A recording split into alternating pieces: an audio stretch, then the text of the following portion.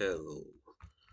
I was just thinking, I had remembered this song that I liked by Deep Purple, and yes, it was from their last album where you know, all the original, not the original members, but all the members from their best lineup, the second one, were there or took part in.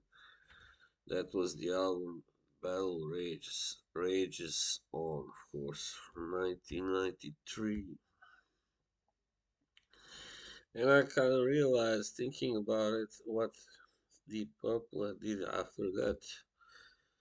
Yeah, sure, they had some good albums, made some good music with Steve Morse.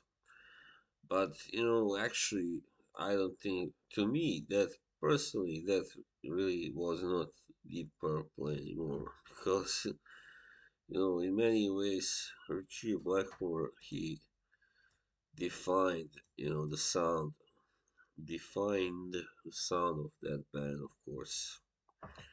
And he was very, active in the songwriting process, of course, as well. The music writing of the music, of course. Yeah.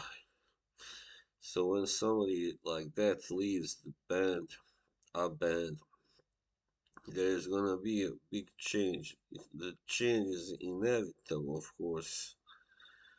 Yeah, I mean, of course, you can argue they weren't. I read interviews about that time, the last time they were all playing together, Blackmore and Gillen, and yeah, all the other guys. It's the others said they didn't really enjoy being playing or singing anymore because of Ritchie and yeah, stuff like that. But still, I thought that on that album they really did sound well, very good. Battle Rage Zone, and I believe that was their final great album, definitely. So since then, I did like the next one, Perpendicular. Yeah, that was a good one as well. But it just was kind of half Deep Purple, a true Deep Purple album, you know, just partly. And after that, they started changing, more and more. And you know, I haven't even heard their last album actually yet, but I don't know if I want to. I mean, Gillan still remained in the band, and that's positive. I mean, he came back.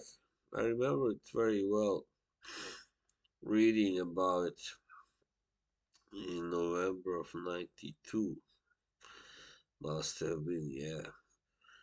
So I was very happy when I read that he was back in the purple, and yeah, actually, my brother happened to go to one of their last ever concerts together in Oslo, and I believe perhaps the very next concert they had in Finland, Helsinki. I think that was when I read where Ritchie decided to leave.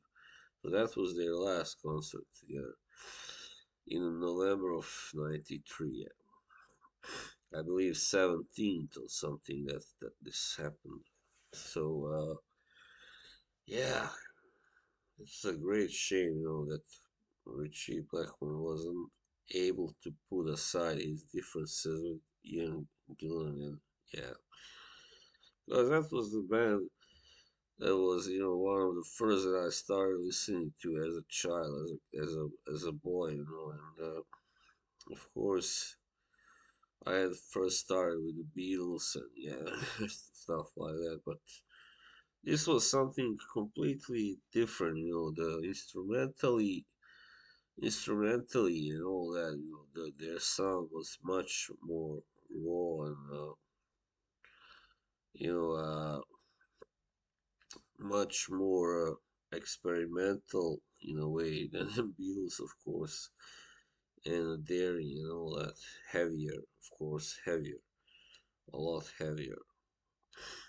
Yeah, so as I wanted to say, Steve Morse has really done great things for in his own band, the original band, Dixie Dregs, and also for Kansas, which is another one of my favorite bands.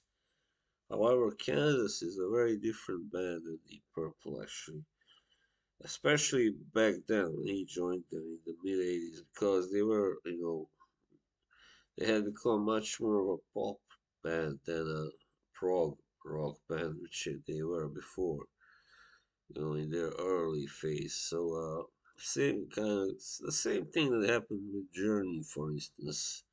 Yeah, and even one can argue to an extent Foreigner. Yeah. So, yeah, it was a time of commercial pop. So that's why it was different. He was really able to influence Kansas for the better, with his both with his playing and his musical ideas. Yeah, but Purple were never pop in any kind of way. You could never call them even at their most radio friendly, commercial, I guess, album, which was House of Blue Light.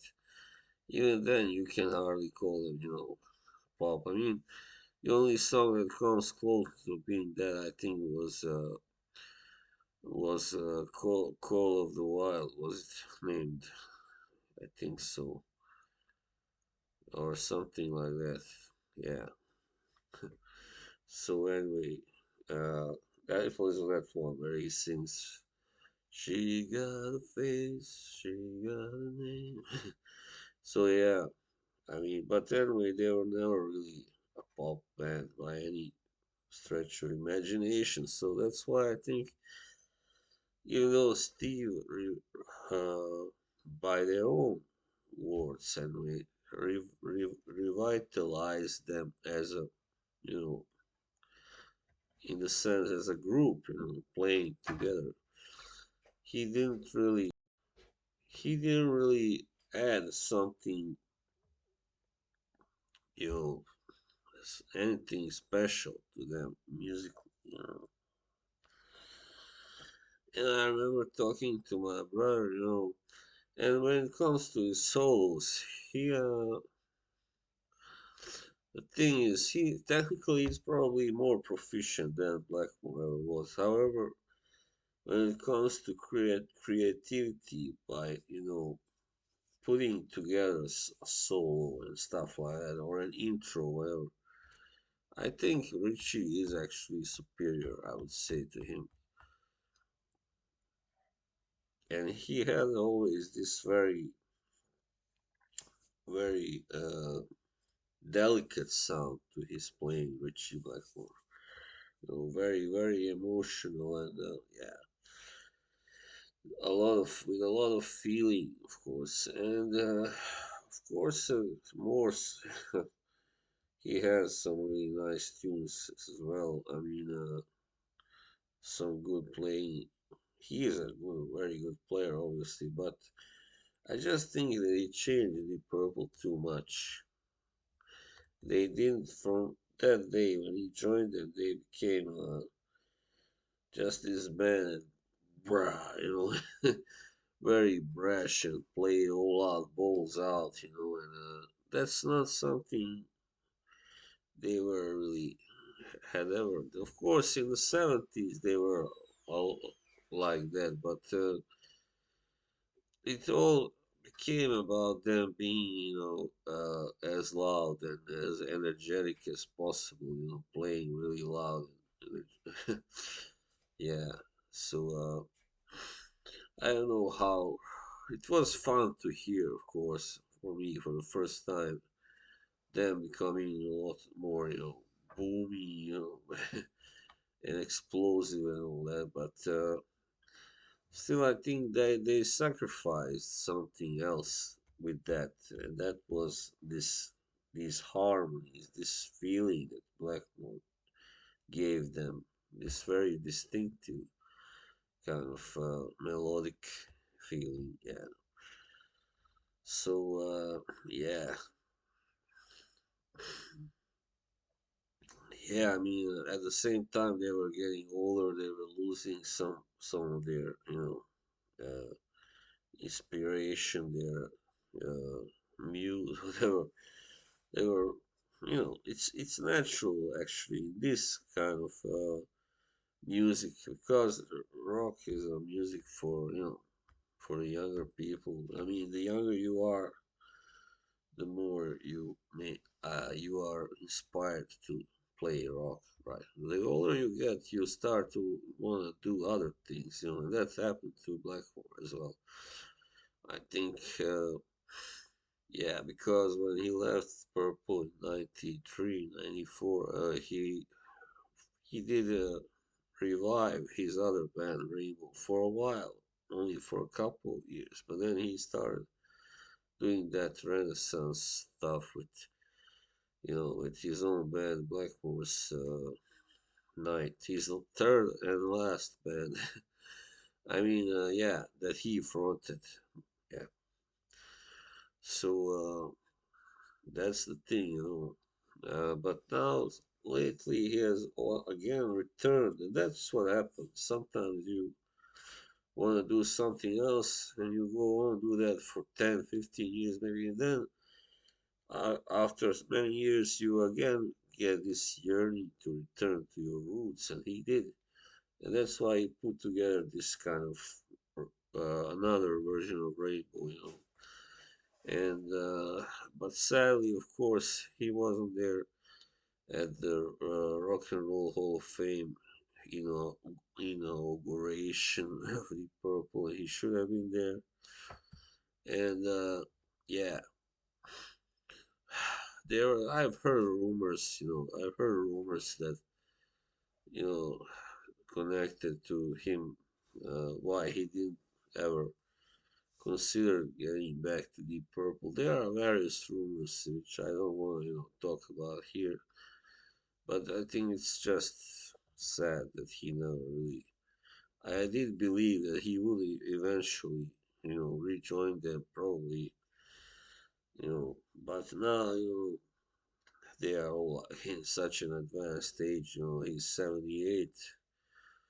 Gillan is also, I believe he turned 78, or is gonna turn maybe in August, I think. So yeah, that sucks. I mean, of course, they could always just perform one last time together, like Pink Floyd did in 2005, but. Yeah, I think there's just too much pride at stake. I mean, yeah, sorry. There's too much pride at stake from both sides. I think Blackmore feels like, oh, they didn't invite me, so screw them, I'm not gonna come crawling back. And at the same time, Gillan feels, and others perhaps as well, Glover and Pace, like, he should, because he was the one who left us, he should be asking to come back. We should not have to, to do that, to beg him to come back. And yeah, so a lot of nonsense going on, That's so sad. That's what really destroyed them as a band in the end, and gave us this version of the Purple that we really. I don't think many fans of the original, I mean the real Deep Purple, really were ever too happy with the Morse version of, yeah. But yeah, I guess it's better that they continue with him than if they just dissolved and never played again as Deep Purple. I don't really. It's hard to say, but I think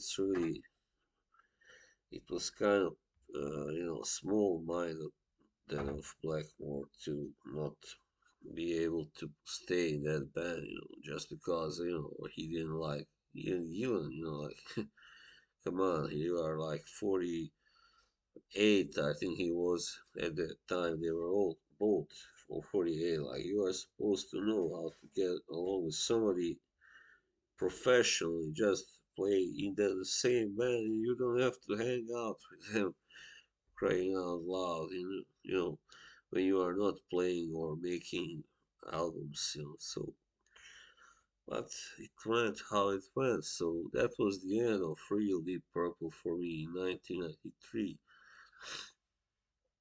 Yeah, I wish I could have been to that concert, but I was kind of, still uh, too small to go there, I believe. And my older brother, he went there, and I envy him. He was among the last people to see, the real version of Deep Purple, the best one. Let's put it away, play together. Yeah. All right. So that was a sad, sad thing that it ended the way it ended. Cause I think it could have at least gone on for a couple of more years and could have made one more album maybe, but this was of course they kept the whole thing rolling because of other things as well. The money, you have to live, you have to live from something. I mean, Gillan had his own band, but still, I know he said like there were dirty moves pulled to make me come back to Planet Purple, but you know, I think he is after all satisfied that he did come back. At least did say yes. So yeah, I mean, Deep Purple with Joe Turner, that was not Deep Purple. I mean, he's a great singer, Joe Turner, but in Rainbow, for Rainbow, not for Deep Purple. All right. And I don't get all that hype for how they both. I mean, both he and Turner Blackmore. They say "Slaves and Masters" is such a great album. I don't see it really. I think it has a few good songs, like what's it called, "Love Conquers All," yeah, and uh,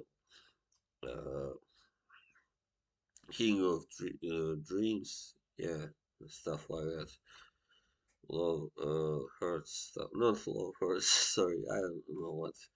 There are a few good songs, yeah, but it's far from being a great Deep Purple album. It was a very radio friendly commercial pop rock album after all. So I'm glad that Joel Turner didn't stay for more than one album. I mean, he would it would have been the creative end of that band for sure. It would have all been about money and getting on MTV and stuff like that.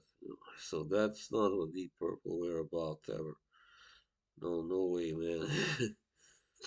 All right, so yeah, that's all I had to say about that. Bye. Thanks. See you. Bye.